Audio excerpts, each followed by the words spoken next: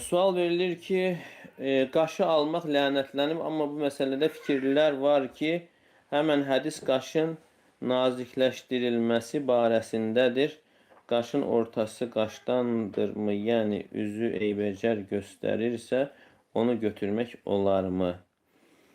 Yəni, orada hədisdə gələn odur ki, Lə'anəllahun namisat vəl mütənəmmisat.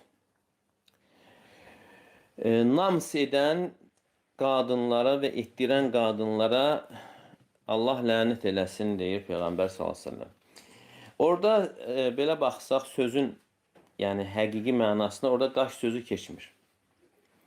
Hətta orada o hədisə əsasən ümumi tüklərin alınmasına dəlalət. Nams didmək deməkdir, almaq deməkdir. Deməli, üzdəki tüklərin alınmasıdır. Nə üçün tərcümə olaraq qaş deyilir?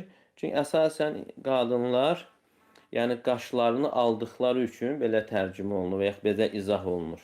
Deməli, nə qaş, nə də ki, üzdəki tüklərin alınması icazəli deyil, haramdır, qadağandır. Və sadəcə istisna edilir alimlər, yəni bəzən qadınlarda, yəni kişilərə oxşar saqqal və yaxud da bığ çıxarsa, onda icazəlidir. Və çox vaxt elə bığ və saqqalın da qadınlarda çıxmasına səbəb elə onların üzdəki tüklərin alması səbəb olmuşdur. Və buna görə də əsl odur ki, dəymə olmaz. Yəni, bəzi alimlər gətirir, yəni qaşın arasında tüklər qaşdan deyil, amma yenə üzdədir axı.